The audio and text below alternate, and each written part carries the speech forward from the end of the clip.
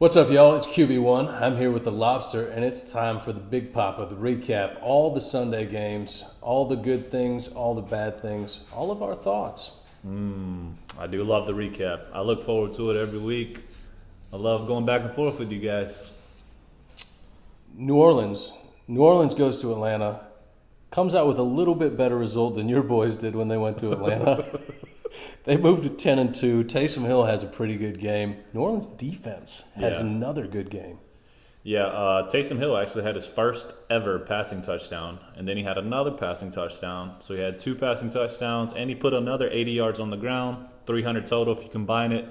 Michael Thomas is coming back strong, 9 catches, 105 yards. But it's all about the Saints defense, though. Over 40 possessions and over 3 games without allowing a touchdown until they gave up one yesterday to the Dirty Birds. I mean, a 21-16 victory isn't going to blow the doors off anything. Mm-hmm. Taysom Hill, Sean Payton loves this guy. Mm-hmm. All he does is rave about him. Mm-hmm. I will say he looked pretty good. But look, the guy's 30 years old.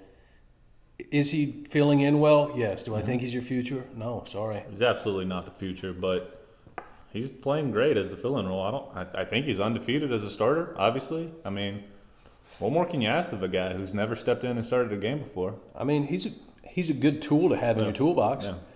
Now, last year, Teddy Bridgewater stepped in when Breeze got hurt and did the same thing. They won a bunch of games. Yep. So this Saints team is just a good team. And you never hear about their defense, and we already said it. Their defense is good. Yep. Ridley and Jones had 100 apiece, like always. Matt Ryan, like we said, lost a fumble, but they're just doing what they do. They've got to be about ready to blow this thing up in Atlanta. I can't wait. I always like to see new things. Quarterbacks in new places, old guys getting out. All good things. I'll be interested to see if Matt Ryan does get a new landing spot. Like y'all were saying last week, him in San Francisco would make amazing sense. Like to see that. Kamara and Hill combined for 160 yards and a touchdown. Not only did they have 160 yards, 6 yards per carry between the two of them. Both of them averaged 6 yards a carry. That's pretty good. New Orleans bangs out a win, moves to 10-2. They are staunchly in the lead. Atlanta is going to finish their season, I guess. The Detroit Lions, without Mr. Patricia, sounds like they had a lot of fun. That's what Stafford said after the game. They had fun playing football. Seems to be a trend. Bill O'Brien gone. The Texans are having fun. Matt Patricia gone. The Lions are having fun. Now, they did have to come back in this game, and the Bears had an opportunity to win this game at the end of the game. Poor clock management did them in. The only good thing I liked what I saw from the Bears yesterday is David Montgomery and Cordero Patterson combined to carry the ball for 130 yards and 3 touchdowns. I said a couple weeks back I wanted to see Patterson get more involved catching and carrying the ball. They've done it a little bit, and I think when they do it, it gets results. I mean, they put up 30 points yesterday. That's pretty damn good. Very similar to when they were using Tariq Cohen in the same manner. Right.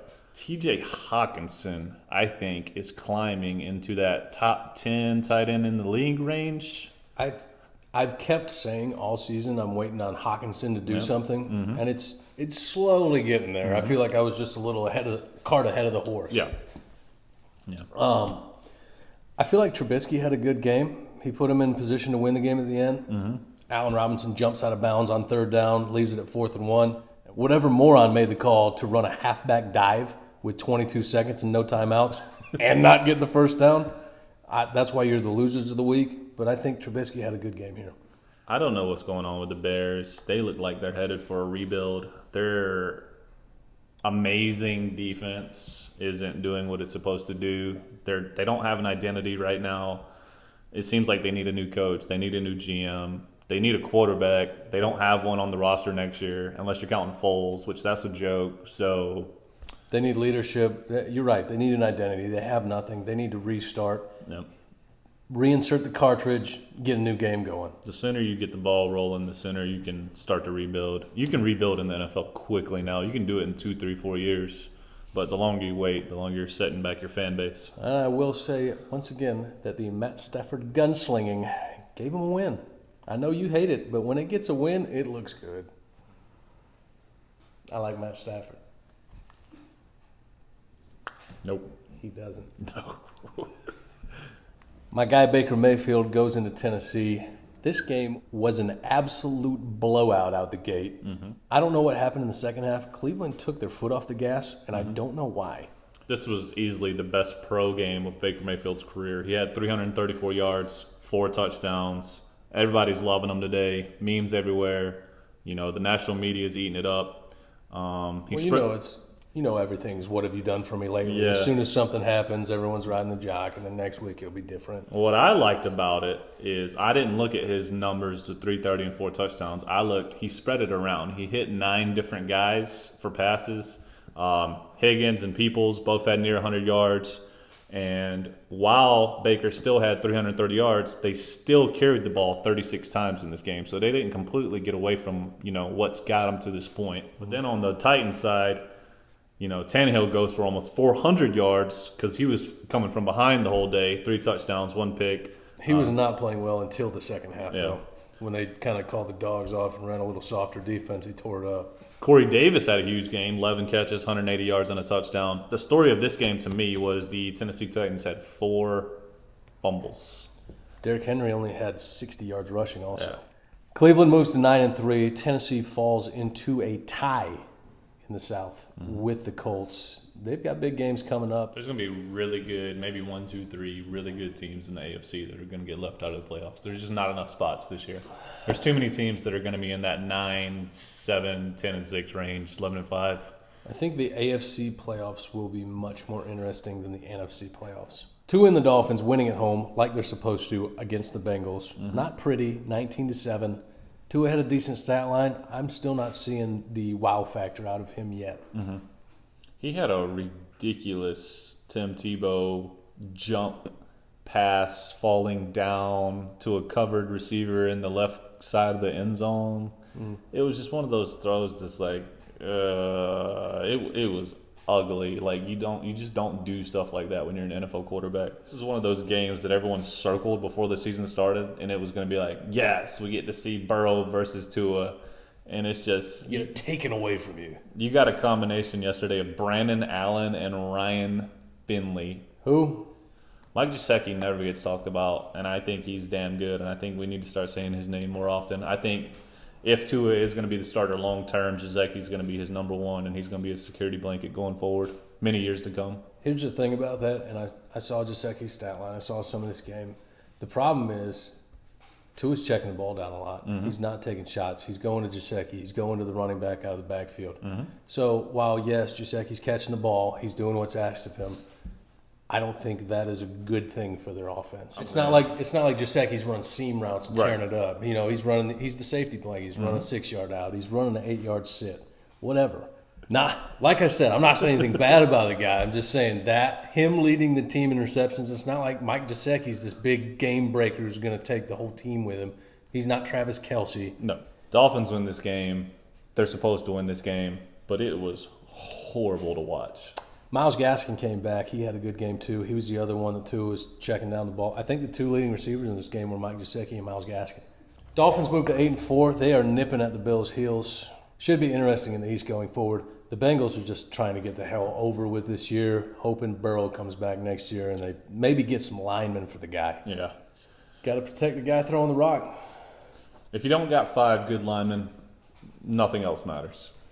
Not offensive and defensive linemen are not talked about enough. The Jags go up to Minnesota and make the game a lot closer than probably anyone thought it was going to be. Yep. Dan Bailey misses a kick, forces this game to overtime, ends up kicking the game-winning field goal. Kirk Cousins looks good. Dalvin Cook looks good. Justin Jefferson looks really good. So Kirk did his usual 300-yard game, 3 touchdowns, 2 turnovers. Kirk can't go a game without turning the ball over. Dalvin Cook had 32 carries for 122 yards. The rookie sensation, Justin Jefferson, 9 catches, 120 yards, and a touchdown. The Vikings should have won this game by a lot more than they did. This game should not have gone into overtime. Jacksonville's trying to lose. They jot out this big neck loser, Mike Glennon, and he turns the ball over 3 times and still takes the Minnesota Vikings to overtime. Vikings have won 5 out of 6 games. There's no reason this game should have been competitive. Actually, the Jags had a chance to put this game away on a drive right before Bailey missed his kick. Glennon probably misses a guy that is damn near wide open by 5 yards. Goes right into Harrison Smith's arms. Now, granted, Harrison Smith had to catch it, but it was like he threw it to him. Right. Not only does Bailey miss the kick right after that, Glennon completes a pass and the Jags try to kick a 62-yarder that comes up a little short. I did see it. I was really hoping that was going to go in because if you can bomb a 62-yarder and walk off and flip off the Minnesota fans, that would be hilarious. He was well short, and like I said, Bailey redeemed himself. He kicked an extra point length field goal for the win, and Minnesota's back into playoff contention. Dalvin Cook is still going strong. The Vikings hitting a little bit of a stride. They've got a huge game next week against Tom and the Tampa Bay Patriots. Mm-hmm. We'll see what happens there. That is my game of the week. Mm-hmm. The Raiders and their miracle at the Meadowlands. You consider it a miracle, or was it a gift? This was a gift. We should have gotten beaten by the Atlanta Falcons and the 0-11 New York Jets in consecutive weeks. That is not ideal for what we expect to be a playoff team. Yeah, we are what we are. The Raiders are 7-5 after this game. They still have a chance to make the playoffs. They actually have a really good chance to make the playoffs, but they got to take care of business. When it comes to this game, some guy named Ty Johnson carried the ball for the Jets 22 times for 100 yards and a touchdown. Pretty much did anything you wanted. Who's that guy? I couldn't tell you. Sam Darnold comes out, 2 touchdown passes against us. He hadn't had a touchdown since week 3. Yeah, but he also had a horrible game. I think he completed 50% of his passes. He truck-sticked one of our defenders in the end zone. That's probably going to be on the SportsCenter top 10. You didn't know Sam Darnold was a power runner? I didn't know that. Thank God that a combination of the Jets have the stupidest defensive coordinator on earth, X, because he got fired, and Derek Carr was smart enough to say, oh, you guys are blitzing 8 people and you're only leaving 3 in coverage? Okay, change the coverage, max protect. Darren Waller, don't run a route. Stay in and block. I need you. Carr takes the snap, feels the pressure, steps up into the pocket, launches a moon ball laser beam 50 yards through the air, hits Ruggs in stride. Game-winning touchdown, I guess. Nothing like dialing up engage 8 with 7 seconds left on the clock. Just when you thought the Jets couldn't be any more, they just continue to surprise. The Jets are like 2020. You think this year can't get any worse? You think this team can't get any worse? And then they're just like, I got something else for you, big dog. You know what, though? A win is a win. Raiders got the Colts next week. Depending on that game, I'll either get really excited or I'll start to pack up my Raiders gear until next year. Sitting at 7-5. You're right there. Yep. That's all you can ask. Las Vegas has a big game next week. Huge playoff implications. Your game of the week. Mm-hmm. We'll be watching, I'm sure. Oh, yeah. Speaking of Phillip Rivers, his 9 children, and the Colts, they beat up on Deshaun Watson and the Texans. J.J. Watt looked frustrated. Mm-hmm. I don't know why, though. It's not like Houston's going anywhere. I feel like they're just trying to figure out who they are, and J.J. Watt is stuck on this team. So stats-wise, Phillip actually had a good, clean game. He had 285 yards, 2 touchdowns. Their rookie running back, Jonathan Taylor, had 135 yards combined catching and running and a touchdown. T.Y. Hilton actually had a good game for once. I haven't heard anything really of him this year. He's still a guy? He had 8 catches, 110 yards, and a touchdown yesterday. I bet his fantasy owners caught him like 4 weeks ago. Yeah, like I hadn't seen anything this year. I will say when Jonathan Taylor came out, what I liked about him was his receiving ability. Right. And you're seeing that, especially with Phillip checking down, not being able to throw the deep ball as well. Taylor stepping up and taking the ball and running with it. The story of this game is Deshaun Watson had 3 turnovers.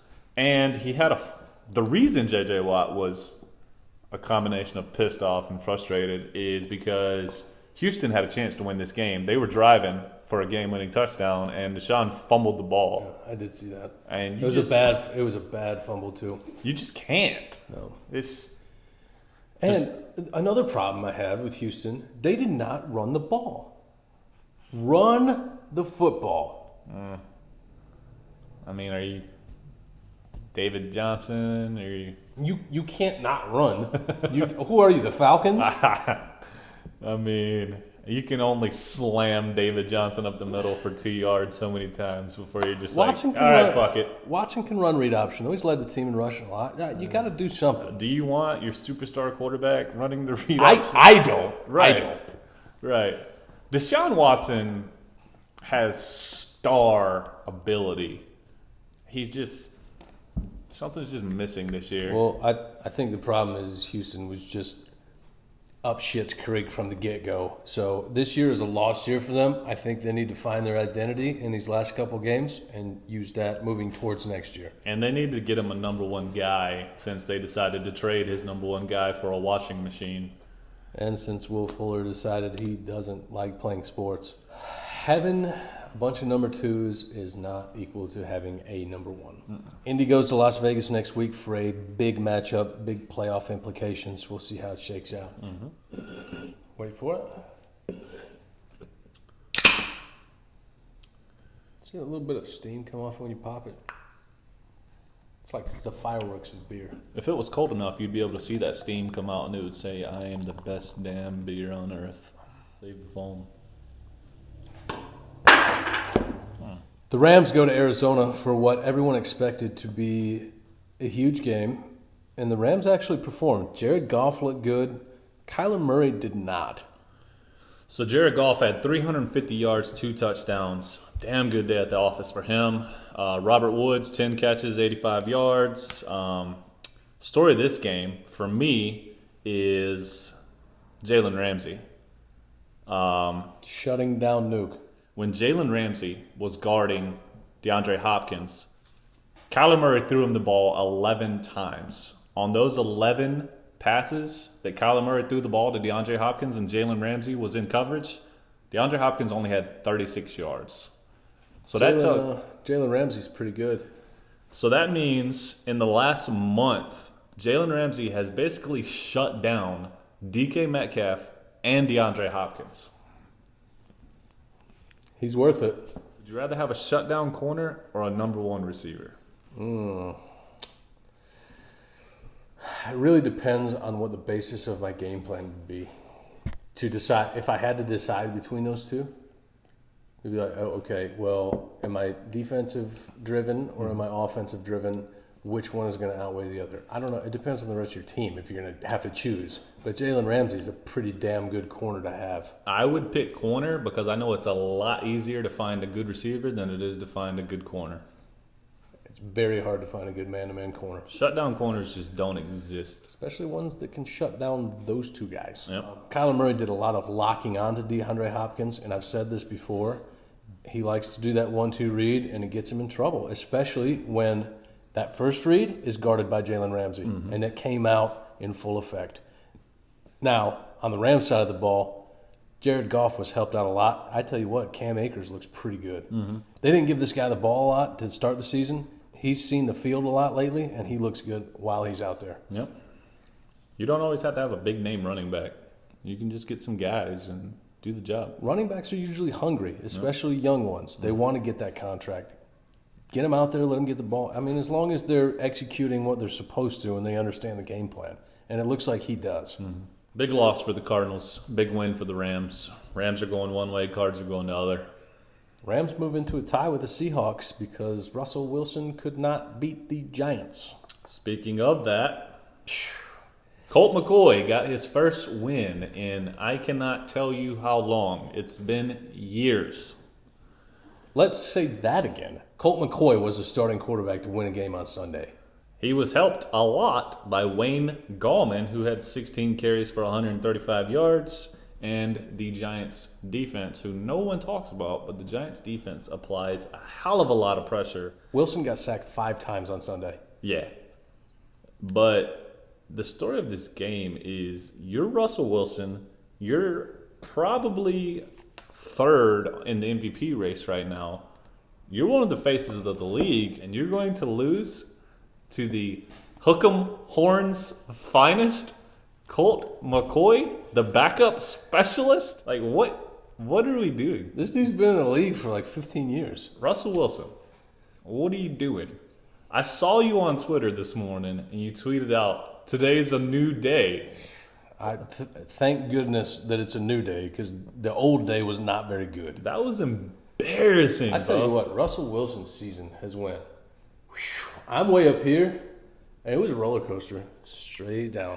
The ass trash can Philadelphia Eagles go to Green Bay. Carson Wentz plays terrible. Jalen Hurts doesn't do much better. Aaron Rodgers does what Aaron Rodgers does. Green Bay moves to 9-3. They are in sole control of the NFC North. The Eagles are a giant dumpster fire who have now benched their franchise quarterback. I have a feeling Wentz is done in Philadelphia. There's no reason. You've already took him out back and shot him. So let's talk about the pack, and I'll circle the wagon back to Philly. Rodgers comes out and does what Rodgers does. I caught a little heat on my social media a couple weeks ago because I said Rodgers is the best throwing the football quarterback I've ever seen with my eyes. And people took that as I said he was the best quarterback in history. That's not what I meant. Obviously, Brady's the best quarterback in history statistically. But I have never in my life seen somebody that could whip the ball from all positions, all angles, on the move, stationary.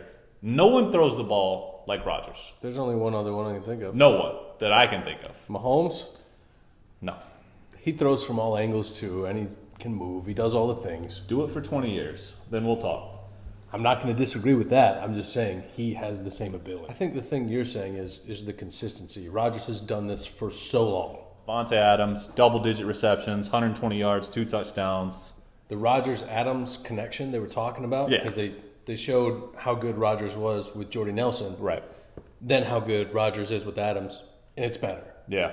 It's, Adams is faster. You know, he's more athletic. Why is he faster? Jordy Nelson's a high motor guy. But let's talk about the Eagles for a second. Like, literally, You want to talk about somebody's season falling off a cliff? This thing fell off a cliff, and then somebody threw rockets at it and lit it on fire. like 2-3 years ago, Carson Wentz is the MVP of the league. Almost. Should have. If he doesn't get hurt. Probably could have been. If he doesn't get hurt, he's the MVP of the league. Now he is getting benched for a second-round mobile quarterback that doesn't even fully understand how to play quarterback in the NFL yet. Will he learn, get it one day? I don't know. Maybe. He absolutely could. But right now, Carson Wentz clearly gives you a better chance to win. And I think... Do you even want to win at this point this year, though? Like, just keep Wentz healthy because you're going to trade him. You've already benched him. Let Hurts play and see what you've got with him. I read an article that said before yesterday's games, 2 coaches, since the coaching firings have already started, the 2 coaches that are on the hot seat now are Anthony Lynn and Doug Peterson. How long before Peterson's out? I feel like Peterson's in scramble mode right now. He's just like, what can we do? Is like, can we change this or this? The thing that sucks about it, though, is how injured this team has been all year. It's not like Peterson can do anything about that. Yes, you could say, well, look at the Niners. Shanahan has them prepared every week. I don't know. I don't know the extent of which that goes into a decision to fire a guy. How much can you prepare guys? How much can you prepare a team that's led in receiving by guys named Travis Fulgham that I've never heard of that are having a great year? Half your line's injured. What are you doing on defense? I don't know. Another thing that I've wondered is how much of that Super Bowl winning season was Doug Peterson and how much of it was Indianapolis Colts coach Frank Wright. Because Frank Wright was a huge part of that offense. And now that he's gone, I mean, clearly that offense isn't the same. Wentz isn't the same. So coaching is more important than anyone likes to talk about. Yeah. For some reason, anytime you talk, you're just talking about performance. You're not talking about the coaching that goes into these performances. I think in college, the team that's got the best players, you're going to win the game. In the NFL, coaching matters. Very much so. So you've seen guys try to make that jump from college to the NFL. Then they go back to college because college is easier. Yeah. I see, while I don't like it, I see no reason not to start Hurts for the rest of the year at this point. Just do it. You're not winning the division. Wentz, you already set him on the bench. Your fans are already mad for some reason. Watch how it plays out. Green Bay's winning the North. Green Bay's going to the playoffs. It feels like that's just what we say. Packers dangerous. They can run it and they can pass it, and they're getting after the quarterback with their pass rushers. The New England Patriots, Billy B, absolutely destroy rookie Justin Herbert. Anthony Lynn is on the hot seat. I don't understand that. I just heard that yesterday. You got a rookie quarterback, and the rookie quarterback got exposed. Now, for the most part this year, he's been playing well. He's been giving them what he needs to give them to win, and the team has not been performing. I don't see Anthony Lynn being on the hot seat. I don't understand it. I don't understand how the hell the New England Patriots scored 40-plus points and their quarterback only threw the ball for 70 yards. Well, Stidham threw for 72. What is going on? Herbert, all right? Herbert. Everybody's on the Herbert train. We're on the Herbert train. We thought he was going to be the rookie of the year. Still could be. This dude was coming out 300, 350 yards, 380 yards, 3 touchdowns every single week. Back-to-back weeks, he's looked like a real rookie against Buffalo and New England. There's a reason. Bad. There's a reason those two guys are known as defensive masterminds, and they will expose rookies. Bill Belichick made Justin Herbert look so bad yesterday that I'm actually surprised they didn't bench him to make sure he didn't get hurt. Zero. No points scored. Zero. Dispenny. You couldn't, break a run or, throw one bomb to put you in a field goal range or, get a turnover and you're already in their territory. Nothing. I also don't understand how New England scored 45 points. I don't know. This is a mystery. This NFL season has been so weird. New England moves right back into playoff contention. Mm-hmm. Also, Pats could win out and make the playoffs. Which do I think they'll win out? No. But the fact, if Bill Belichick can make this team finish 8-8, maybe 9-7, that is an amazing coaching job. This team. Yeah. Not a good team. No. I will say, Herbert's a rookie. I didn't expect much. He has well overperformed most rookie quarterback expectations. Yeah. So, Herbert's still amazing. Don't mistake our words. Herbert's amazing. Herbert's going to be amazing for 10, 15 years. They dropped to 3-9. This season is a learning experience. That's another reason I don't understand. People are talking about Lynn losing his job. Yeah. I don't get it. Hurt's the best quarterback in this class, in my eyes. And they're going to be good. The reason they're on the Lynn hot seat is because maybe 2 years ago, Chargers were 12-4. Same team. You just switched out quarterbacks. I don't know. You also have to have time to have that leadership grow in the locker room. Obviously, typically, your quarterback is your leader for the locker room. I would assume that their defensive leader is Bosa, but I don't know how the locker room is. Obviously, we're not present. Yep. So I will say that dynamic, though, takes some time to gel. Denver goes to Kansas City. Drew Lock's not playing good, though. And they still almost beat Kansas City. Should have beat Kansas City. Denver probably wins this game if Drew Lock doesn't turn the ball over twice. But Drew Lock can't go a game without turning the ball over because that's what he does. He's sloppy. Melvin Gordon comes out, 15 carries, 131 yards. That's 9 yards a carry, folks. Damn good. Travis Kelce is the best tight end in the NFL. 8 catches, 140 yards, and a touchdown. Here's my thing with this game. I want to hear Kansas City fans stop crying about the Steelers having an easy schedule. Their schedule is almost as easy. The win-loss record, almost the same. Chiefs are playing down to their competition right now because they're bored. They know the regular season doesn't matter. They know once the playoffs start, they're going to be dropping 30, 40 on everyone. That's a joke. You don't get bored as a professional athlete.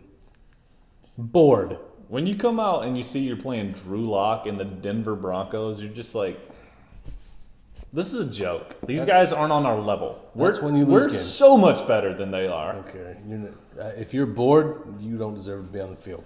Get out. Patrick Mahomes could put up 320 and 3 touchdowns on anyone in the league. Then why didn't he? He just didn't have to. I didn't need to. He didn't have to. Yeah, and you almost lost the game. Get out of here with that. And that's me talking from a guy that hates Kansas City. I hate Mahomes. I hate Tyreek Hill. There's no one in the league that I hate more than Travis Kelce. But I know football, they're the best. They're the best. Kelce's the best. Hill's the best. Mahomes is the best. Scoreboard. This is what it is. Chiefs won the game. They were supposed to win the game. That's just what you do. That's a wrap for Week 13. Thanks for hanging out with us. We appreciate y'all. Feels good to be back, guys. Drop a comment. Let us know what you thought about the recap.